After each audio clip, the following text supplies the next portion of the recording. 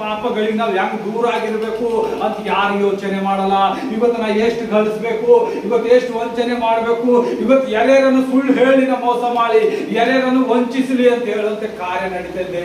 ಈಗಿನ ಜನರೇಷನ್ ಅಲ್ಲಿ ಏನಾಗದ, ತಂದೆ ತಾಯಿಗಳಿಗೆ ವಂಚಿಸುವಂತ ಮಕ್ಕಳಾಗಿದ್ದಾರೆ, ತಂದೆ ತಾಯಿಗಳಿಗೆ ತಿರಸ್ಕಾರ ಮಾಡುವಂತರಾಗಿದ್ದಾರೆ, ತಂದೆ ತಾಯಿಯ ಒಂದು ಕಾರ್ಯಗಳು ಮರೆ ಬಿಟ್ಟು ಏನ್ ಮಾಡ್ತಾರ, ತನ್ನದೇ ಆದ ಜೀವನವನ್ನು ಕಟ್ಟುತ್ತಾ ಇದ್ದಾರೆ. ಆ ತಂದೆ ತಾಯಿಗಳಿಗೆ ವಿರೋಧವಾದಾಗ ದೇವರು ನಿಮ್ ಜೊತೆ ವಿರೋಧ ಆಗ್ತಾನ. ನಿಮ್ಮ ಮೇಲೆ ಯಾವ ಪ್ರಸನ್ನತೆನೇ ಇರಲ್ಲ.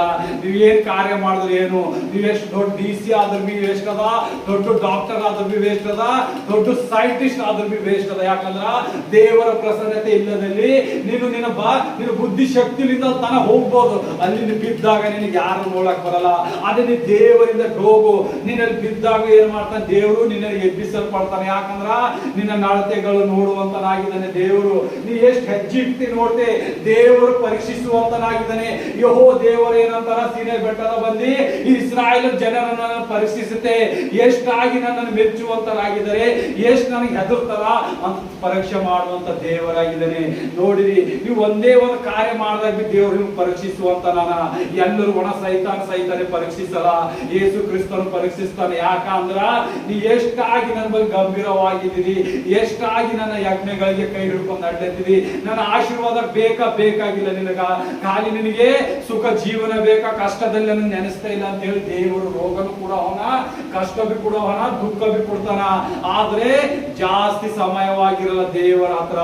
ಸೈತಾನನ ಏನ್ ಮಾಡ್ತಾನ, ಮರಣಕ್ಕೆ ಒಯ್ಯುವ ತನಕ ಕಷ್ಟದಲ್ಲಿ ಹಾಕಿರ್ತಾನೆ. ತಿಳ್ಕೋಬೇಕು, ದೇವರೇ 1 ವರ್ಷ ಆಯ್ತು, 2 ವರ್ಷ ಆಯ್ತು, 3 ವರ್ಷ ಮುಗಿತು, 4 ಆಯ್ತು, 10 ವರ್ಷ ಆಯ್ತು, 15 ವರ್ಷ ಆಯ್ತು, ನನ್ ದುಃಖ ಹೋಗ್ತಾ ಇಲ್ಲ ಅಂದ್ರ ನೀನು ಸೈತಾನದಲ್ಲಿ ಸಿಕ್ಕಿ ಬಿದ್ದಿದಿ.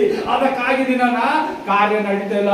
ದೇವರ ಕಡೆಯಿಂದ ಪರೀಕ್ಷೆ ಬಂದಿದ್ದು ಯೋಬರಿಗೆ ನೋಡ್ತೇವೆ. 1 ವರ್ಷ ಮಾತ್ರ ಏನಿರ್ತಾನವ ಕಷ್ಟದಲ್ಲಿ ಬಿದ್ದಿರ್ತಾನೆ, 2 ವರ್ಷ ಮಾತ್ರ ಬೀಳ್ತಾನೆ. ಅಲ್ಲಿಂದ ಅವನು ಕಳ್ಕೊಂಡಿದ್ದ ಸಂಪತ್ತಿನಲ್ಲಿ 2ರಷ್ಟು ಉನ್ನತಿ ಹೇಳ್ತಾನ. ಆ ದೇಶಕ್ಕೆ ದೊಡ್ಡ ವ್ಯಕ್ತಿಗಾಗಿ ನಿಲ್ಲುತ್ತಾನ. ಯಾಕ? ದೇವರ ಪ್ರಸನ್ನತೆಯಲ್ಲಿ, ಆ ದೇವರಲ್ಲಿ ನಡೀತಾ ಇದ್ದ.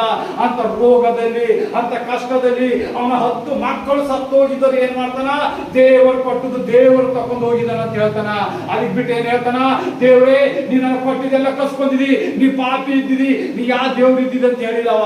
ಅದಕ್ಕೆ ಏನ್ ಮಾಡ್ಯಾನ, ಮರ್ಯಾದೆ ಕೊಟ್ಟನ ದೇವ್ರಿಗೆ. ಏನಂತ, ದೇವ್ರೇ ನೀ ತಗೊಂಡಿದಿ ಅಂತಾನೆ. ಯಾಕಂದ್ರ ಈ ಸೃಷ್ಟಿ, ಭೂಮಿ, ಆಕಾಶ, ನೀರು, ಗಿಡ, ಮನುಷ್ಯ, ಪ್ರಾಣಿ ಏನ್ ಬಿ ಮಾಡ್ಯಾನಲ್ಲ, ಸೃಷ್ಟಿಕರ್ತನಾದ ದೇವರದಲ್ಲ.